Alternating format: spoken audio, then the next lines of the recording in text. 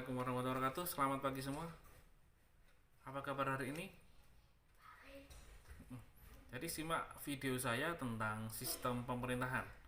Jadi pada pertemuan kali ini saya akan membahas tentang sistem pemerintahan yang ada di dunia. Materi PKN kelas 12. Silakan disimak dan silakan dikerjakan untuk tugas yang ada di Google Classroom. Oke, silakan. Halo, assalamualaikum warahmatullahi wabarakatuh. Selamat pagi semua. Pada pertemuan kali ini saya coba akan menjelaskan tentang apa itu sistem pemerintahan yang ada di negara-negara di dunia. Jadi tentunya di sini nanti ada hubungannya dengan materi yang sudah kita pelajari beberapa waktu yang lalu. Sebelum kita masuk ke dalam sistem pemerintahan, kita juga harus pelajari dulu. Kita harus ingat-ingat dulu ya tentang apa itu bentuk negara.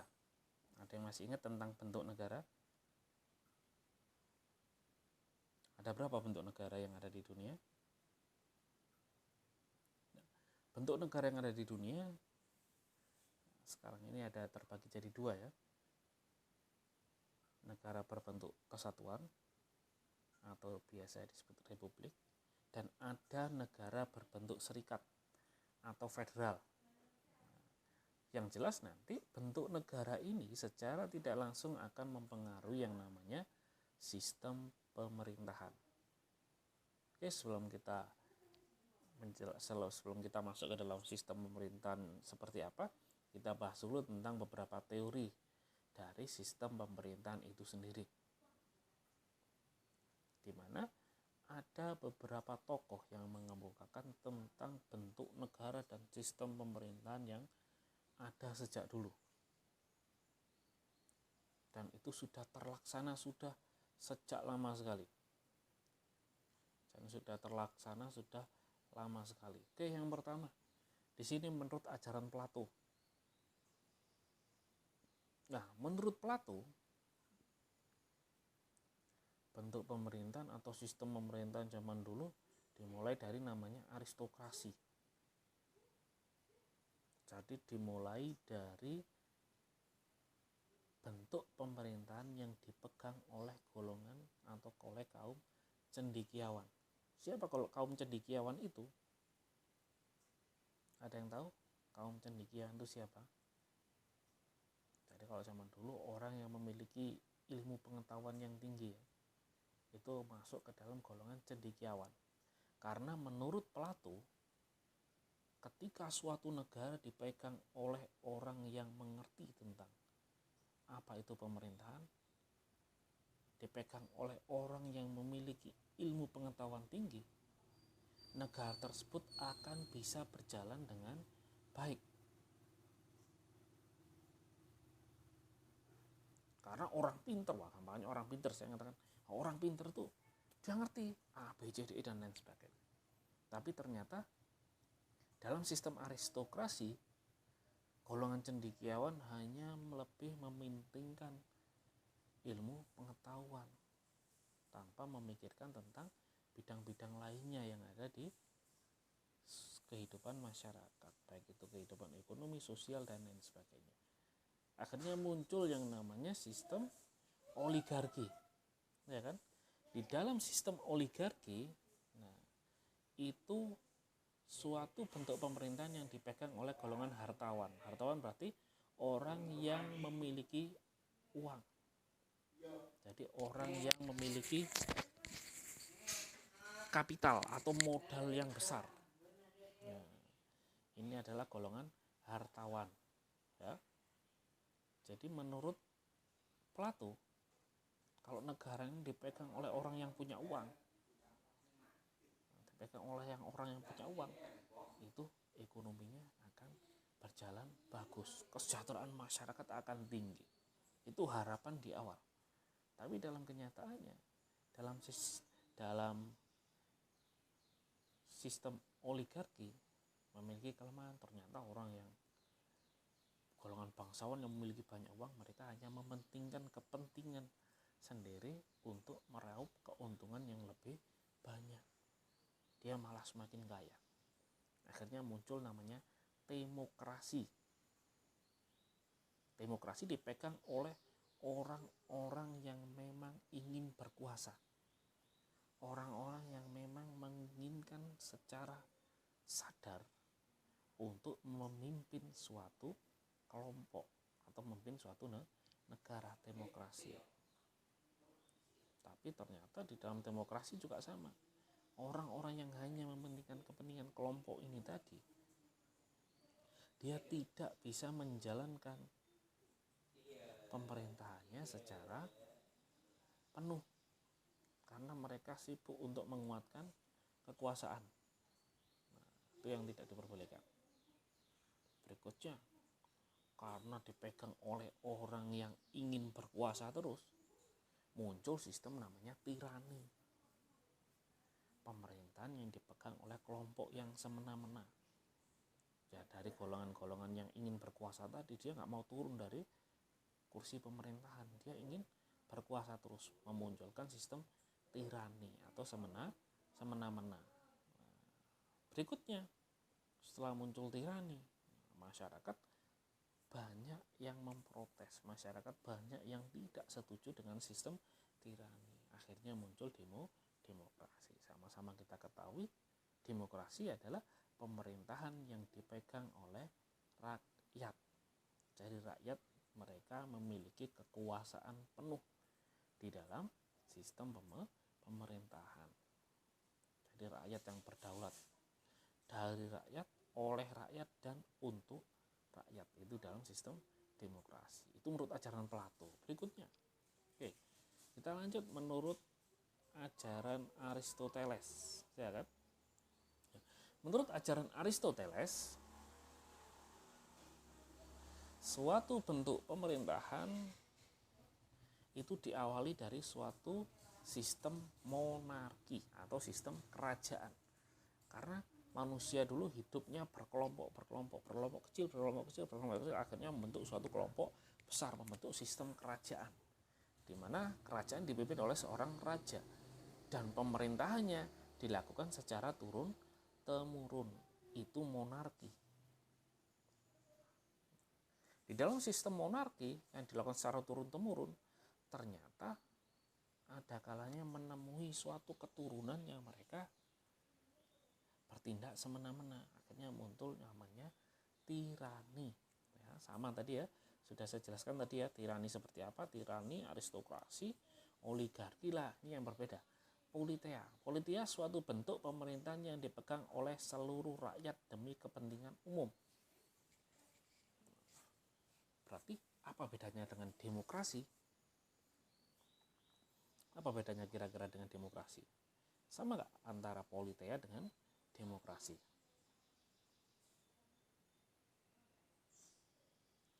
Sama nggak antara politeia dengan demokrasi? Oke, politeia sama-sama demokrasi dipegang oleh rakyat ya, sama-sama dipegang oleh rakyat. Nah, tapi politeia adalah suatu bentuk demokrasi awam atau demokrasi yang muncul pertama kali, di mana bagi orang-orang awam, mereka mendengar kata-kata demokrasi, oh dari rakyat, oleh rakyat, dan untuk rakyat, oh berarti rakyat itu memiliki kekuasaan, mereka berarti bebas berkuasa, berarti rakyat bebas berkuasa, dan setiap orang menganggap bahwa dirinya itu penguasa. Rakyat menganggap bahwa saya berkuasa, saya rakyat kok. Akhirnya pemerintahan itu tidak stabil, karena masyarakat sulit atau rakyat sulit untuk diatur. Karena mereka menganggap bahwa diri mereka adalah penguasa.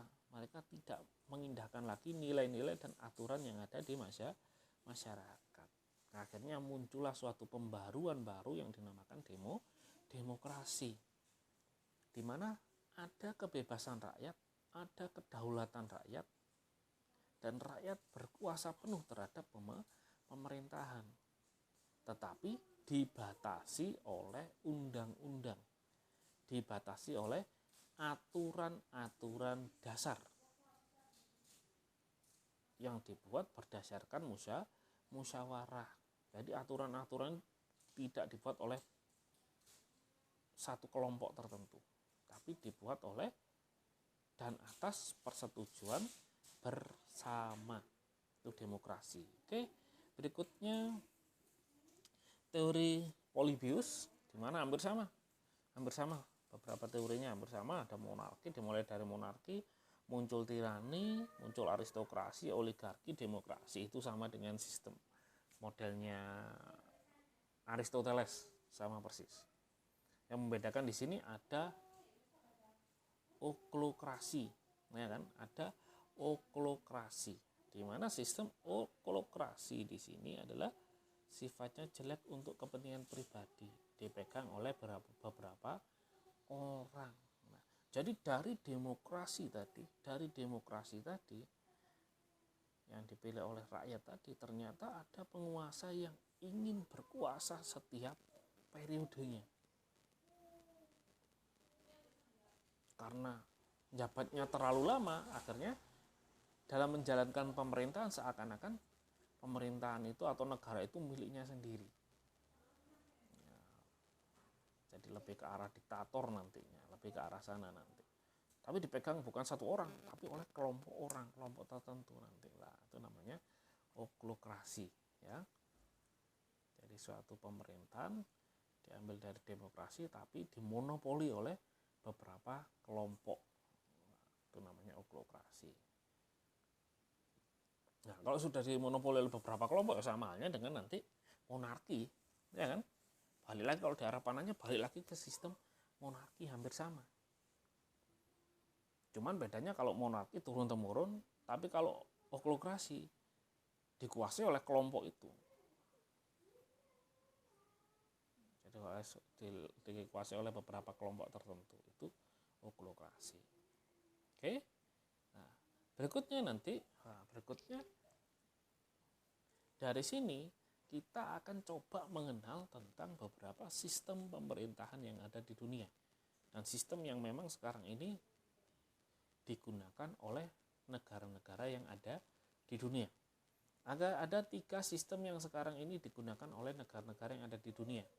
Yang pertama ada sistem pemerintahan presidensil. Yang kedua ada sistem pemerintahan parlementer dan ada sistem pemerintahan campuran. Oke, kita bahas yang pertama dulu. Kita bahas yang sistem pemerintahan presidensil. Nah, di sini kalau kita lihat dari judulnya, kita sudah tahu, kita sudah punya gambaran bagaimana sistem pemerintahan presidensil. Jadi sistem pemerintahan presidensil dilihat dari namanya berarti erat hubungannya atau intinya ada di presiden. Jadi presiden memiliki kekuasaan untuk mengatur pemerintahan. Oke, kita cek. Ada ciri-cirinya, ada ciri-ciri sistem pemerintahan presidensil. Pemerintah atau pemerintahan presidensil didasarkan pada prinsip pemisahan kekuasaan. Ada pembagian kekuasaan antara eksekutif, legislatif, dan yudikatif. Dipisahkan, ya, dengan kedudukan yang sama.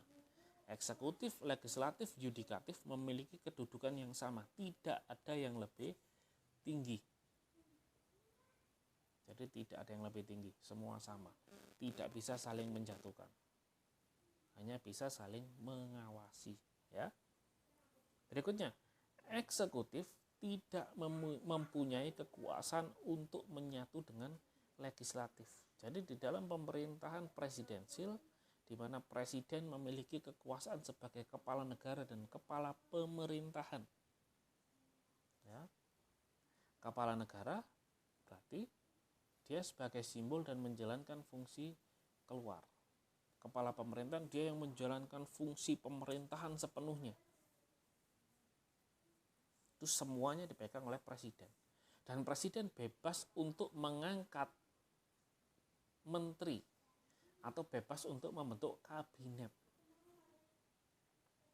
Tetapi mereka yang terpilih sebagai menteri, mereka tidak boleh duduk sebagai anggota legislatif.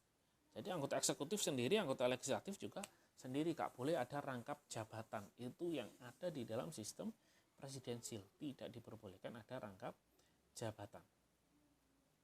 Berikutnya, kabinet bertanggung jawab langsung kepada presiden. Karena yang membentuk kabinet, yang membentuk menteri adalah presiden. Nah, pernah ada kata-kata reshuffle menteri, reshuffle kabinet. Ada yang tahu reshuffle kabinet itu seperti apa? Ya, di situ ada perubahan ya. Nah, jadi ada dirubah lagi sistem kabinetnya. Menteri A diganti dengan menteri yang baru misalkan. Karena kemarin kerjanya kurang maksimal. Itu reshuffle. Jadi ada perubahan di kabinet. Dan itu siapa? Tanggung jawab siapa? Presiden. Jadi presiden bisa mengangkat, presiden juga bisa memberhentikan menteri. Menjadi sepenuhnya menjadi wewenang presiden. Nah, berikutnya, eksekutif dipilih melalui pemilu. Jadi eksekutif dipilih melalui pemilu. Jadi presiden dipilih melalui pemilihan umum, dipilih secara langsung oleh rakyat. Tapi calon presiden harus dicalonkan oleh partai politik. Jadi kalau kita ingin mencalonkan diri menjadi seorang presiden, berarti kita harus masuk ke dalam partai politik. Jadi kita harus direkomendasikan dulu oleh partai politik, baru kita bisa masuk ke dalam bakal calon. Nah, masih bakal calon menjadi seorang presiden. Nanti masih ada tahapan seleksi lagi, jadi calon presiden.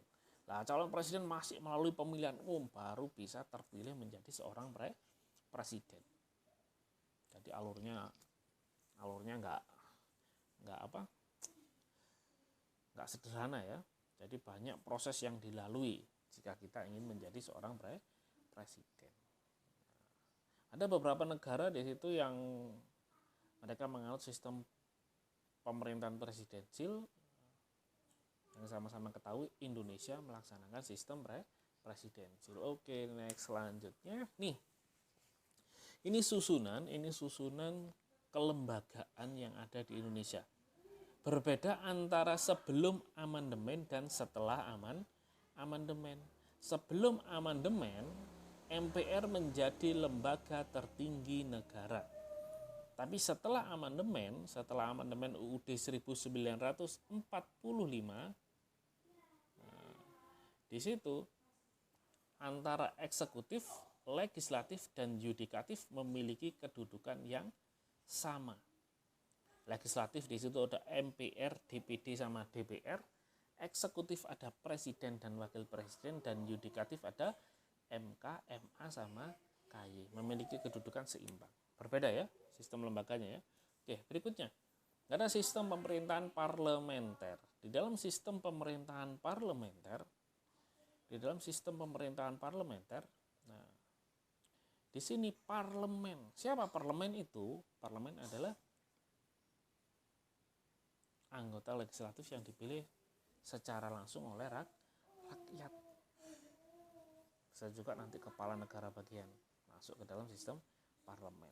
Oke, next. Di sini ciri-cirinya, ciri-ciri dari sistem parlemen itu sendiri. Raja, ratu, atau presiden adalah kepala negara yang tidak bertanggung jawab atas segala kebijakan yang diambil oleh kabinet yang berperan sebagai simbol dan kedaulatan negara. Jadi raja, ratu, dia disebut sebagai kepala negara. Dan digunakan yang mereka hanya sebagai simbol negara, simbol sebagai bentuk kedaulatan suatu negara. Berbeda dengan kepala pemerintahannya dipegang oleh Perdana Menteri, di mana Perdana Menteri dipilih melalui parlemen. Ya. Jadi kepala negara dengan kepala pemerintahnya berbeda. Kepala negara bisa dijabat oleh raja, ratu, sultan, kaisar, presiden, dan lain sebagainya. Tidak melalui pemilihan umum. Tapi kalau Perdana Menteri dipilih melalui pemilihan yang dilakukan oleh parlemen nanti. Jadi sangat berbeda sekali. Kepala negara dia bisa menjalankan fungsi di luar, kepala pemerintahan menjalankan fungsi di dalam. Biasanya seperti itu. Nah, berikutnya di situ ada badan legislatif atau parlemen adalah satu-satunya badan yang anggotanya dipilih oleh rakyat. Jadi dalam parlemen itu perwakilan dari partai-partai politik. Misalkan di situ ada 100 orang. Di dalam parlemen itu ada 100 orang. Dari 100 orang ini akan dipilih 3 orang yang akan menjadi calon perdana menteri. Dari 3 orang itu dipilih oleh 100 anggota parlemen tadi. Dan mereka yang punya suara paling banyak, dia duduk sebagai perdana menteri. Jadi perdana menteri tidak dipilih oleh rakyat, tapi dipilih oleh anggota parlemen. Nah, perdana menteri setelah dia sudah sah menjadi perdana menteri, dia bebas untuk membentuk kabinet, bebas untuk mengangkat menteri. Nah, dari mana? Bisa dari anggota parlemen, bisa dari orang profesional, bisa dari perwakilan partai politik. Nah, kalau di dalam parlementer berbeda dengan presidensial. Presidensial tidak boleh rangkap jabatan. Tapi kalau di dalam parlemen, dia boleh rangkap jabatan. Perdana menteri selain sebagai anggota eksekutif, perdana menteri juga menjadi anggota legislatif, menjadi anggota parlemen. Itu sudah rangkap jabatan, sudah 2. Berikutnya menterinya juga bisa. Menteri diambil dari orang parlemen, bisa juga. Berarti menteri legislatif, menteri juga menjalankan eksekutif, bisa rangkap jabatan. Selanjutnya pihak eksekutif bertanggung jawab kepada legislatif. Jadi perdana menteri pertanggungjawabannya kepada parlemen. Makanya masa jabatan perdana menteri ditentukan oleh parlemen. Ketika perdana menteri dan timnya itu tidak mampu menjalankan pemerintahan dengan baik, meskipun selama 3 bulan, itu parlemen bisa membubarkan dan memilih lagi perdana menteri yang baru. Jadi menjadi hak parlemen. Berbeda dengan presidensial, di mana presiden memiliki kekuasaan atau rentanan waktu berkuasa yang sudah diatur menurut undang-undang. Sangat berbeda sekali. Oke, berikutnya ini bentuk parlemen di sini ada kepala negara, ada kepala pemerintahan, kabinet. Parlemen dipilih oleh rakyat di situ ya, dipilih oleh rakyat, di mana nanti parlemen akan memilih kepala negara. Jadi parlemen di situ akan memilih kepala pemerintahan, yang selanjutnya kepala pemerintahan dalam hal ini perdana menteri akan memilih kabinet atau menteri-menterinya.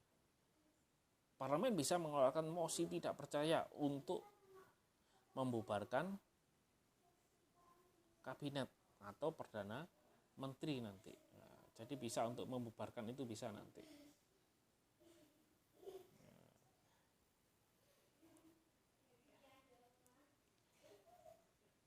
Oke, berikutnya di situ selanjutnya, sistem campuran. Nah, dalam sistem campuran itu percampuran antara sistem presidensial dengan sistem parlementer ya. Presidensial sama parlementer, jadi dicampur jadi satu tuh nanti. Nah, sistem kekuasaannya ada semua nanti di situ ya. Oke, nanti langsung aja untuk sistem campuran silakan mencari contoh negara yang menerapkan sistem pemerintahan campuran. Silakan nanti dianalisis bentuk campurannya antara presidensial sama parlementer seperti apa. Itu seperti itu ya. Itu yang dapat saya sampaikan untuk pertemuan kali ini. Selanjutnya akan kita bahas lebih detail lagi tentang apa itu sistem campuran dan negara-negara yang menganutnya. Oke, itu saja dari saya. Terima kasih untuk perhatiannya. Mohon maaf apabila ada salah. Saya akhiri. Wassalamualaikum warahmatullahi wabarakatuh.